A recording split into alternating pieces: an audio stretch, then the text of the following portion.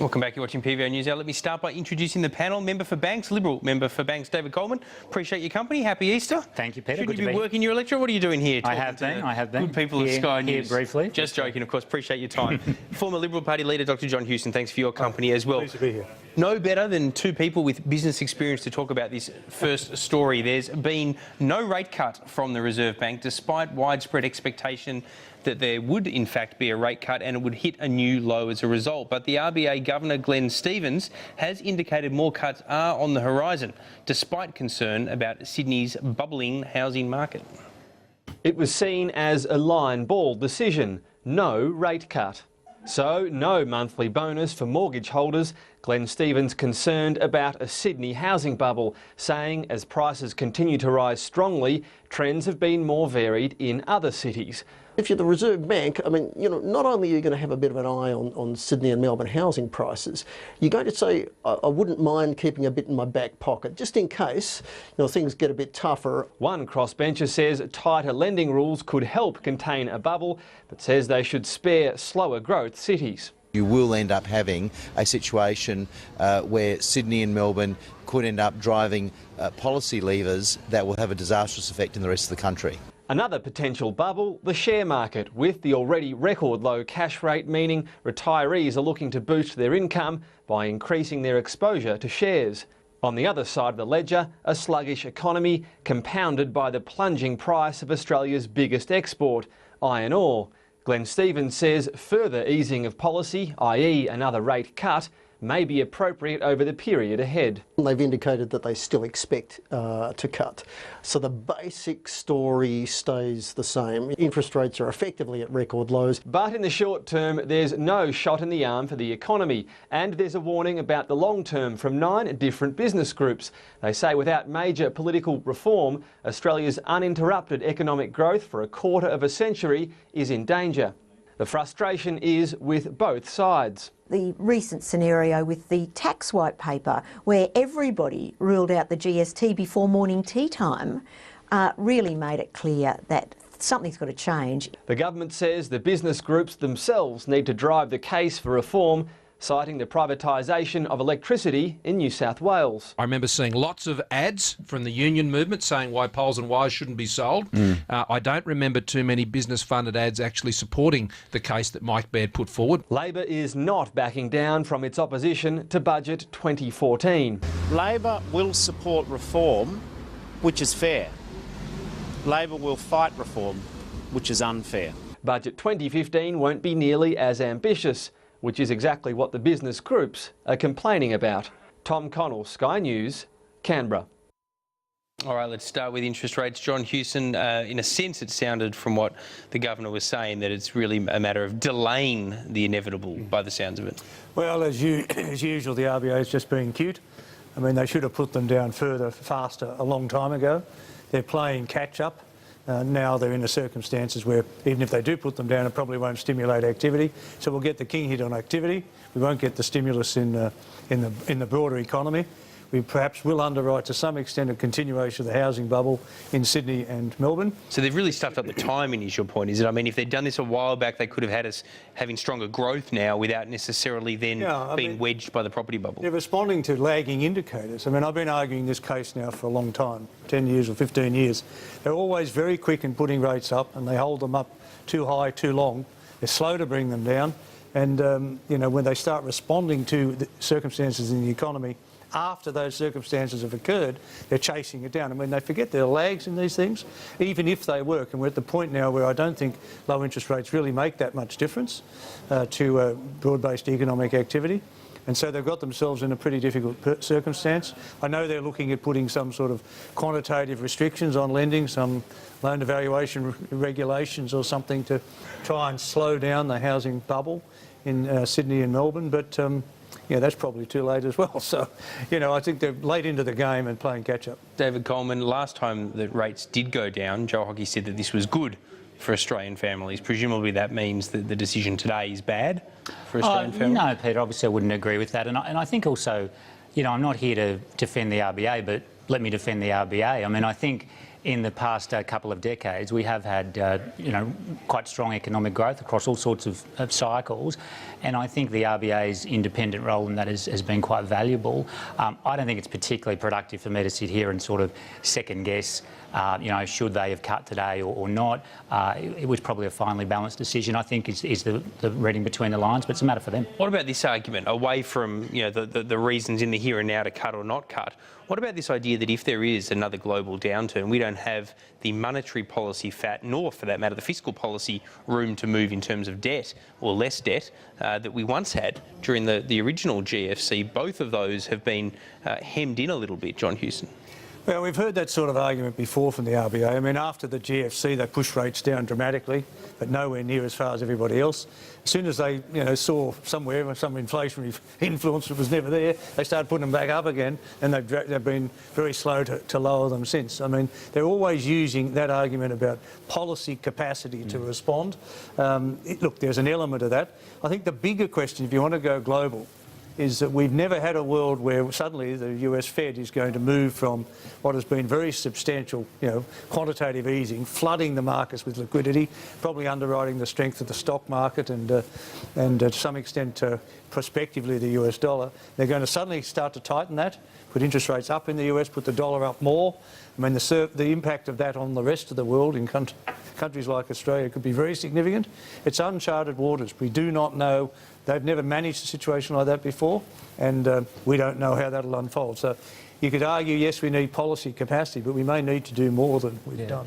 And if I can just pick up on that as well, Peter, I mean, especially obviously in the fiscal area, you're right. I mean, our capacity to respond, still reasonably strong, but substantially weaker than it was when, Kevin Rudd inherited $50 billion in the bank and no debt, and that's why we as a government are so focused on ensuring that our planning financially for the future. How do you do that to respond to the fairness argument? I was talking to a member of your government earlier today, and he was making the point that the difficulty is, that the Howard Costello governments had the problem where you couldn't, take away payments from people that weren't already receiving payments.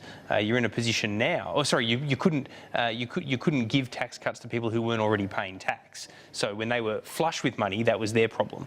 The problem that you've got now is you can't take away payments from some people that aren't receiving payments, is the argument. So in other words, you will always be accused of being unfair because there's a certain quotient of the population that do receive government benefits, and how do you go anywhere other than that if you're going to shrink spending? Because otherwise, you're looking at putting taxes up. Yeah, and I think, as we've said in the tax white paper, it's appropriate that we have a broad-ranging discussion about these sorts of issues. And we have a very large expenditure, as you know, in social security, which is 41% of real federal expenditure once you take out the GST to the states.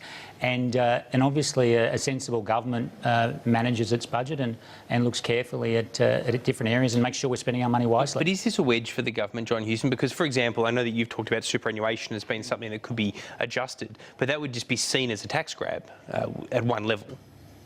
Well, yes and no. I mean, I think you've got to look at these areas in a more holistic sense than they've been looked at. I mean, if you just cut a pension or you target a pension, by definition, you're just hitting their lower income levels.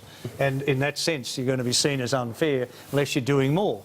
And I think if I wanted to put a package together, I could say, OK, let's target the pension better, make sure that those who get it actually deserve it. Well, you did that in Fightback. You doubled the pension. At the same time, let's put the pension up to a sensible level, because on some measures it's pretty near the poverty line.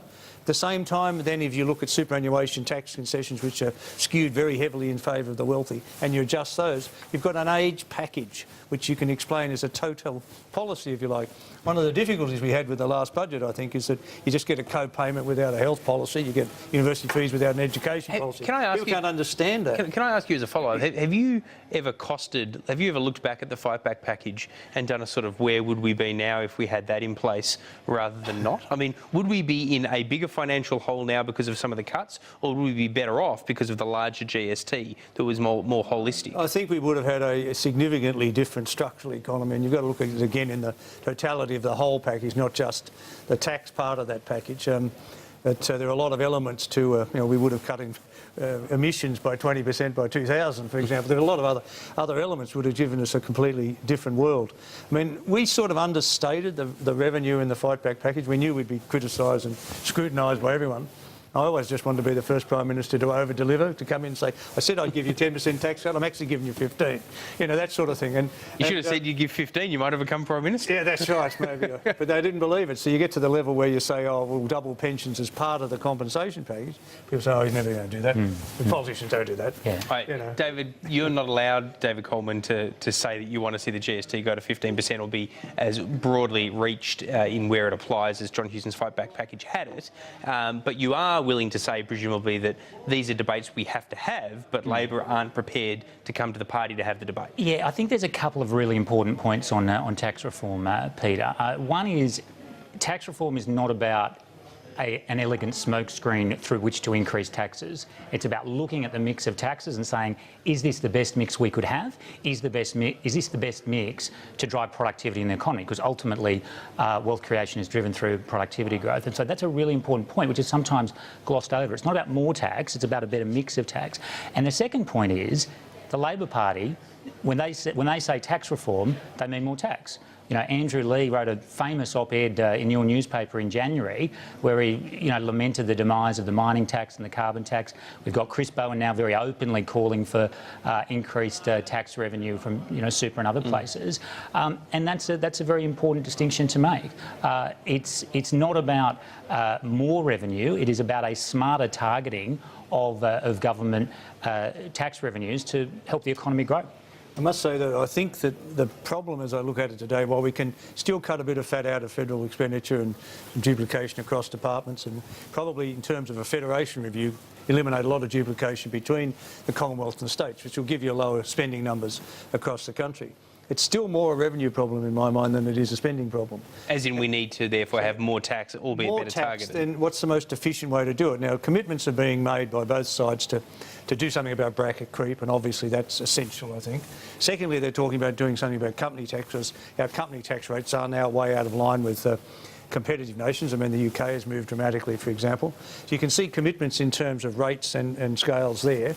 At the same time, you really should be looking at other areas where you can raise some money. Now, you can take some money out of superannuation. You can take some money out of this profit shifting of the big companies that don't pay much tax in this country. And I think there's a chain of processes there now that are going to lead to some very big numbers coming out of that. But there are other ways you can do it. I mean, I remember with how little controversy there was when everyone embraced the idea of a national disability scheme. And I think Gillard proposed a 25 basis point increase in the Medicare levy. Went through with bipartisan support. So you'd put that up again? Raised a hell of a lot more money, about $11 billion in the first year, and she spent about 1.8 or 1.9. It was an easy way to raise money against something which is going to cost, when it's done, to find a very large amount of money in the 2020s. Well, on that, I must say, David Coleman, one of the problems that the government looks like it's got at the moment is that it's dealing with a whole bunch of rats and mice. The bank tax, for example, I realise it was originally proposed by Labor, don't get me wrong, but it doesn't raise that much revenue for the kind of pain and the political pain that Labor could inflict on you by turning that into your version of the mining tax. But again, Peter, I think the debate is not so much about the aggregate level of tax, it's about is taxation smart in this country, and is it the best mix? But then you need to do it as a big package. But we're not even going to get that big package in the budget. Obviously, the tax paper was too late for that. There's a whole process to be had. But will we get it before the election? I mean, will you be, as a marginal seat contender, fighting passionately for a serious package against whatever Labor comes up with, or will it still be piecemeal? Well, I think, like all members of the government, I'll be advocating for sensible tax reform. But what is not the right way to go about it is to say, OK, tax reform equals higher taxes, equals more taxes on a range of things like electricity. That is a very superficial approach, and I think that it's important that when people are talking to the opposition and their front benches, to really challenge them on that point and say, well, OK, so you're talking about these new taxes, but you're basically saying you want to overall increase the burden on Australian taxpayers. Well, I do think it has started, I have to say. I think we've sort of hit that point now where Bill Shorten is being put under the microscope a little bit more now that he's more than halfway into his first term as opposition leader. You're watching PVO News Hour. When we come back, industry and business groups come together, calling for a complete reset in the way that Australia approaches economic reform.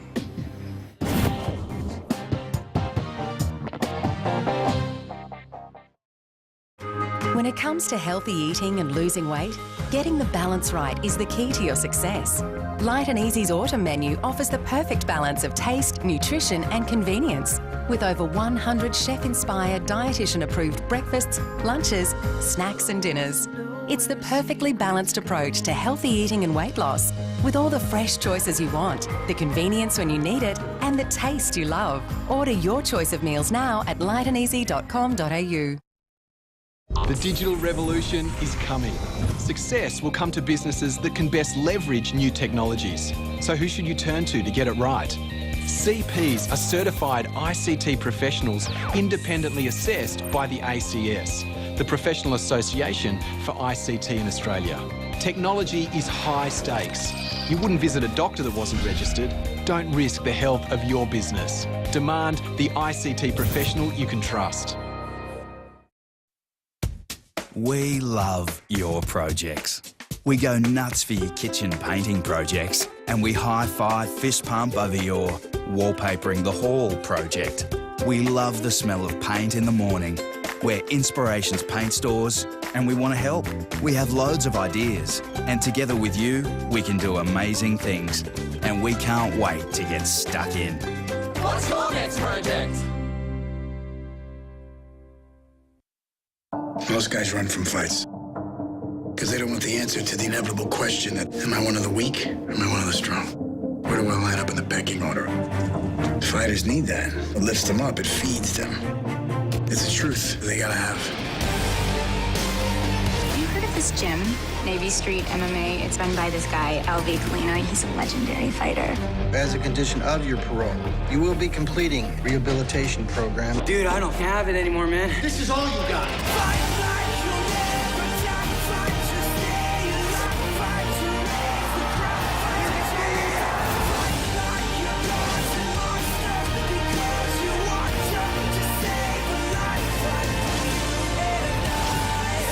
Maybe it's not fair, but sometimes God gives some men just a little bit more. We're a family. Nobody can change that. Exclusively FX. Kingdom. It begins 9:30 Tuesday. This week on The Nation, how much is enough to retire on and how much should the taxpayer support? The government is now looking at reining in superannuation tax breaks for the rich. Part pensioners are also in its sights as it considers a tighter assets test. This is an issue that we need to confront as a nation. We want the pension to be sustainable. But where should the line be drawn? And are we all saving enough for retirement? The Nation, both sides of the argument on Sky News.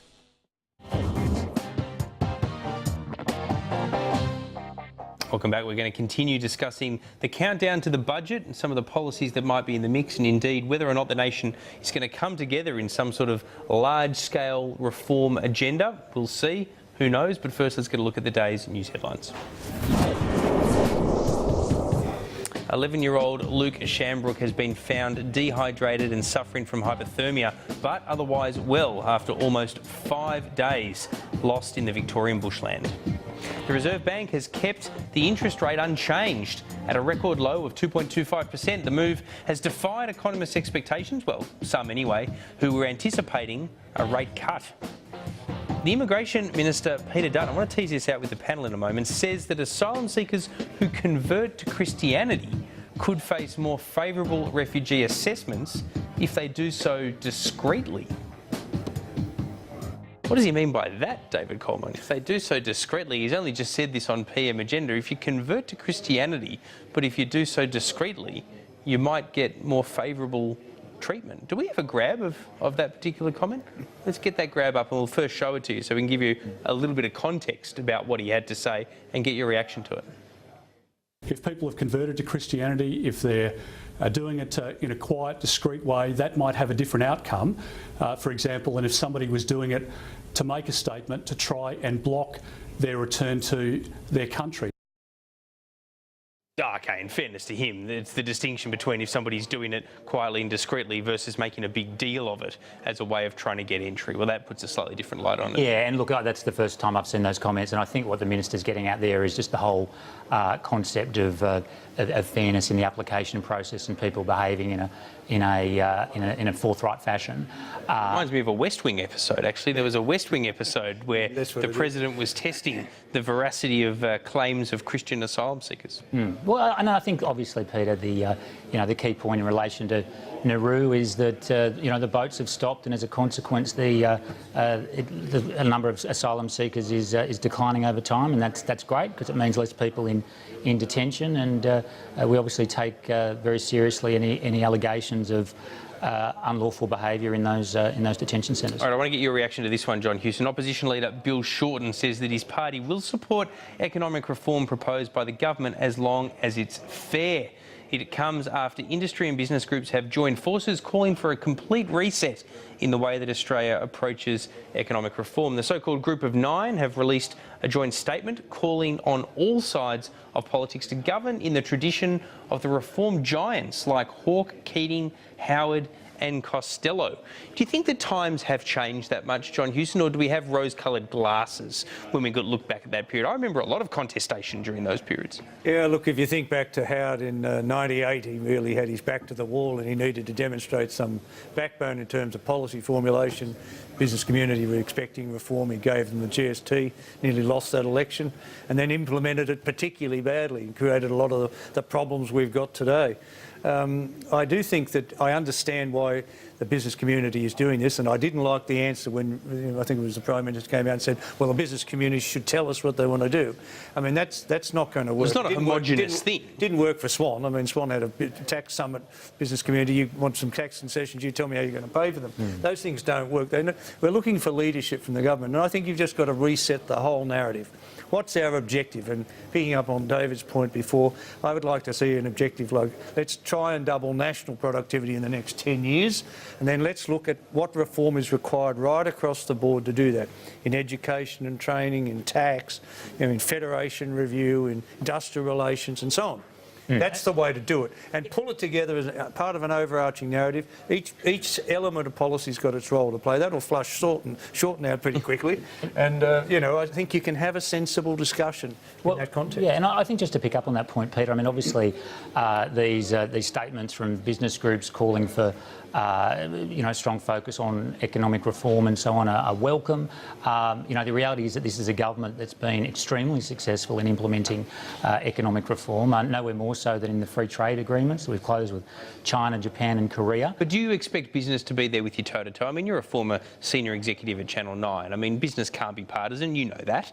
You can be when you're in politics, but it's very hard for business. Oh, look, obviously there are limits to how far business can go, but I think it's quite appropriate for business to call for pro-business policies and indeed to support them when they're announced. And I saw this morning that Scott Morrison made the point about Mike Baird's reform agenda in New South Wales, and I think that was a very clear example of where the business community perhaps could have done a bit more. What about this one? In higher education, I remember the other week Tony Abbott was calling on the Vice-Chancellors to get more in behind the package. Now, he made the point that they're joking that their version of campaigning amongst VCs was to put out a press release rather than to go those extra steps to really help the government. You weren't able to get the package through the Senate. Christopher Pyne seems adamant that he wants to get a DD trigger by bringing it up again, but it doesn't look like changing, and if anything the VCs are sort of walking away a little bit. Abandoned it, yeah. Well, I'm not sure that they've abandoned it. I think 40 of the 41 universities have supported the package. But now they feel like there's no practicality in it, so they might as well move to another space. I think the central element of the package is the deregulation, which allows universities to really focus on their strengths, which is something that people have been calling for in Australian education reform for decades, including many well-versed people on the Labor side, and that's the essence of this reform. What's your view, John Hewson? I mean, you're not only a former academic at various moments, you're a current academic at ANU, a professor there. So how do you see the issue of higher education reform? Well, I think it was really badly explained to begin with, and immediately you got the negatives of fees, higher fees, and changes to HECS, which were easily, they targeted a particular level. They obviously have an inequitable effect on the community. What's always bothered me, again, is where's the whole higher education policy? And I don't mind giving universities the capacity to charge fees. What I object to is not having some discipline on how they do that. Or you could try and limit it, but I'd rather actually take all the funding back from universities, give it by way of vouchers to the students and their families, and let them pick which university they want to go to and what courses they want. And that'll drive universities to respond, because they keep churning out graduates when there's no demand. I mean, I spoke at a law reform group last year, a Law Society group, and I look roughly at the numbers, about 60,000, law graduates a year and 12,000 vacant jobs for solicitors. They just keep churning them out. We did it at University of New South Wales in the 80s, growth of the financial sector, churning out, amazingly qualified But how do you stop unis doing that? I mean, I know that that's a problem, for example. If you empower the student to choose... The voucher system. The voucher system is the best way, I think, to do it. So you need the discipline on both sides. Okay, capacity to charge fees, but some way of people voting with their feet, saying, well, whatever you charge for, I don't want to do it at that price. I'd rather get my degree over here. And one of the problems, I mean, everyone forgets the Bradley report, which was brought down in just before the Rudd victory, 2006, 2007. Said then that 15 of our then 38 universities were non-viable, financially non-viable. Well, it's a lot worse today because they lost a lot of foreign students. Well, that's the thing about your voucher system, There's a lot of duplication across universities. Everyone was it's a business school or a marine science group. But government's never going to go for a voucher system because it would see the tail of our universities close, and that's politically difficult, even though it might be what's required. It's very expensive. I think some of the points that John makes are addressed by the deregulation of fees, because as you enable the universities to charge different fees for different courses, there'll be a natural alignment for those universities which are particularly strong in an area to do better in that area, and for universities that aren't so strong in an area not to focus on it. At the moment, they've got a sort of perverse incentive. Isn't the problem going back to Dawkins reforms? I mean, at the end of the day, the Dawkins reforms created a one-size-fits-all model for a quite different and varied university system. It didn't work. And they all want to do the same sort of things. They all want to offer, commerce courses and medical degrees if they can get. It's ridiculous. It's ridiculous. We should have, in a country the size of ours, and that's really the Bradley view, I think, country the size of ours, you need much more specialisation in institutions, and where you'll see a rising of standards. We've had pretty much a dumbing down of the education system by the way it's been unfolded. And I think on that point, I mean, very relevant to raise that, Kim Carr, who is Labor's education spokesman, is effectively advocating for what I think he calls partnership agreements, where he as the minister sits down with universities and they kind of plan out what they're going to do over the next 5 years. And we think, frankly, VCs have got better things to do than be sitting down with government ministers and talking about exactly what course they're providing when. Certainly got better things to do than sitting down with Kim Carr. All right, stay with us here on PVO News Hour. When we come back, we'll return to the issue or the options facing the government in terms of finding more revenue as it prepares to hand down the May budget. It's not that far away.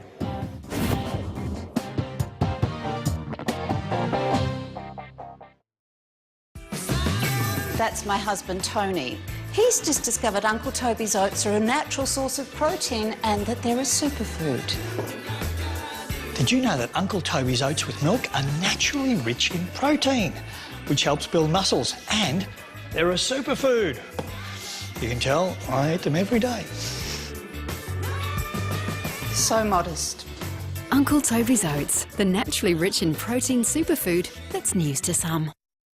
Hey, I just had like a cold bottle of water and I didn't have any pain. Dig into my pizza, the first mouthful's always the best. Ice cream, love my ice cream, so nice to be able to, get that in your gob. It's such a simple solution, really, in Sensodyne. Sensodyne has changed my life. It may sound dramatic, it kind of is. Nice icy cold beer. I'm not trying to sell nothing, it was just, this thing was working. Now, when I have an ice cream with my daughter, you lick the ice cream, you look at each other, you laugh, and it's a very special thing. Since I left the rescue home, a lot's changed for me.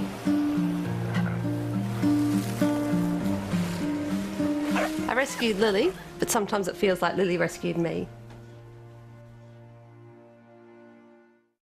Wild thing, I think I love you. But I wanna know for sure. I love you. The next generation of top models. Judged by the world's best. No pressure, girls. Australia's Next Top Model starts Thursday, April 30 on Fox 8. Only on Foxtel. But think very carefully before you do anything without my permission. You are the property of Wentworth. This is my prison, my prison. You said you'd get rid of my competitors. Well, I have. Except for Queen Bee. You don't run this prison. I do. Wentworth Season 3 starts Tuesday 8:30 on Soho. Get ready for it. You said whatever you put out there, whatever you put out there is holding me back. Get ready for it. Come on, we're superheroes. We can save the world tonight. Get ready for it. Get ready for it. Yeah, get ready for it. How much is enough to retire on? And how much should the taxpayer support?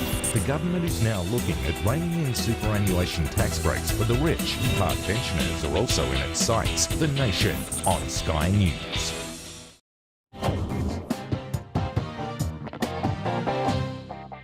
Welcome back. You're watching PVO News Hour, where I'm talking to David Coleman and former Liberal leader John Hewson. Keep the tweets coming. It is hashtag PVO News Hour. I tell you what, John Hewson, if you've got accolades like this, you might still be in politics. Go, John Hewson. He should be PM now. Very impressive, in my opinion. Another one, that was a great segment, Peter. Huey is a class act. This is the problem, David Coleman. You've got to be on message as a member of the party. You've got to be an ex-politician to come on this program. You get all the praise. All right. I got into trouble when I was there for not being on message. Exactly. If you'd swapped roles in that time, you might have been Prime Minister. All right, China. The splash today in the Australian Financial Review. I'll start with you, David Coleman. China's steel output may fall 25%. Ross Garnaut, of course, is the one making this prediction. Whether it falls another 25% or not, it's already a bit of a disaster for all but, well, probably the big two in the context of Australia, Rio and BHP. The argument is that this is their doing.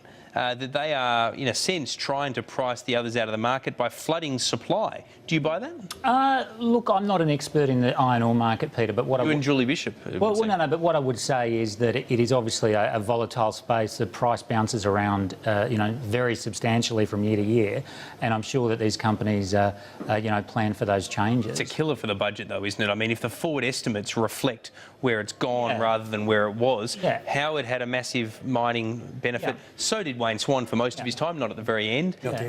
You guys aren't going to have it at all. Look, it certainly has a substantial impact on the budget, but I think all that the volatility in mining, 2 points. It's a huge part of our economy and particularly our exports, but it also says that, as a government, we need to be encouraging growth in new industries and diversifying. That's why things like getting rid of Labor's horrendous employee share options tax scheme that they introduced in 2009 was so important, because that was acting as a real disincentive for people to set up tech startups and to give employees an incentive. David Coleman's not the only person saying that we need to try to, get out there and become more than just a mining economy.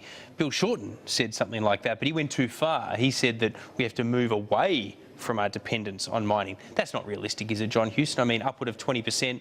Our top export is iron ore. Number 2 is coal. I think number 4 is natural gas. They're dominant within the top 10. We're never going to get away from it. No, I don't think so. But I think we need to think smart, be smart about the way we approach this. I mean, a lot of the miners actually have a very simplistic mentality. We just dig it out of the ground and ship as much as we can, as fast as we can. They don't think of adding value to that here. We've lost ground, of course, in value adding to iron ore. We haven't necessarily lost ground in adding value to coal, for example, because we could refine it. We could refine oil and gas. We don't refine coal. You can clean it up. Why don't we do that? I just don't think anybody's ever focused in on it. I mean, you put crude oil in your car, the car's not going to go too well. It's going to seize up and the emissions are terrible. You can take the nasties out of coal. And I've just got involved in a business that's going to do this. Take the nasties out of coal, you can burn it as well as gas, but you can produce a fuel that's 25% the price of diesel today. And, that gives you fuel security we don't have. It gives us a whole new capacity to add real value. And, so my answer to the question is really we need to be much more focused on where our strengths lie and that is, I think, in technology, the development of technology, the application of technology. Will never be any good manufacturing volume and homogeneous product. Cars, underpants, doesn't matter. You know, we're no good at that.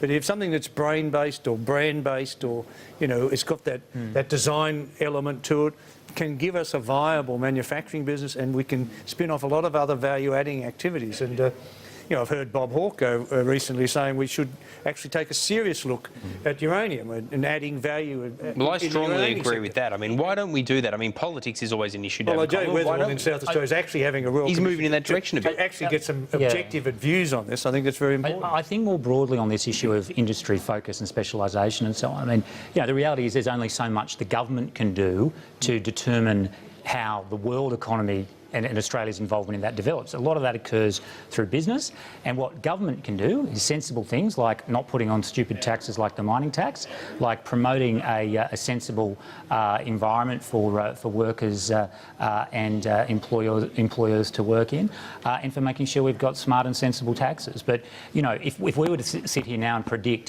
what will be the biggest growth sector in the next 10 years, we'd all be wrong. Well, that's potentially the worst thing the government can do, isn't it, John Hewson? I mean, you want government support without government involvement, because governments don't pick winners well. No, and I think that it's really about creating the environment within which these, say, technological developments would flourish. I mean, one of my great disappointments, and I've said this now for 20-odd years, that a sensible response to climate change should bring with it a technological revolution in renewables and energy efficiency and a whole host of alternative energy technologies and so on. And I've been associated with 5 or 6 of those over the time. And, it's a tragedy that we've lost that opportunity by going backwards. Direct action, well, John Hewson. Direct action to some extent, will just pay the polluters who would otherwise have had to cut their pollution anyway, and that's not going to solve the problem. And in the end, I think it'll only work by buying international credits, which, doesn't do anything about our emissions. Before we run out of time, what I want to ask you in the last few minutes about David Coleman is your expectations as a marginal seat MP in the lead up to the budget. There's a lot of talk that we're going to hear about a family's childcare package, and that there will be a small business package. The details of both will no doubt reveal themselves probably before budget day. We know what budgets are like. They usually have controlled leaks in the lead up to them, but more details will then emerge on that night itself when Joe Hockey stands up and delivers the budget. What are you hoping for in broad terms? Look, I think that what we're looking for is a childcare package that helps families who are, struggling with the difficulties of the cost of childcare. Even obtaining childcare can be difficult at times, and I get a lot of people who come into my electorate office. Can government really do that, do you think? I mean, can you have a package that answers those genuine concerns from people? Yeah, I think there are things government can do. I mean, no system is perfect, obviously, but the current system is quite imperfect and can be improved. And, Scott Morrison is on the job, and he's got a fantastic track record in solving difficult problems. He almost looks like he's auditioning for the treasurership, but we won't go there. What about small business? Now, there's a lot of talk about this idea of us perhaps having a 2-tiered company tax system. To me, that just sounds complicated. Well, I wouldn't want to speculate in terms of that specific proposal, but in terms of tax relief for small business, I think that's entirely appropriate. Small business employs more people in the economy than anyone else, and we do want to encourage an entrepreneurial society in Australia. To John's point, a lot of the new jobs will be in new sectors, tech sectors, other sectors, and a lot of these companies, Peter, have 5, 10, 15 employees.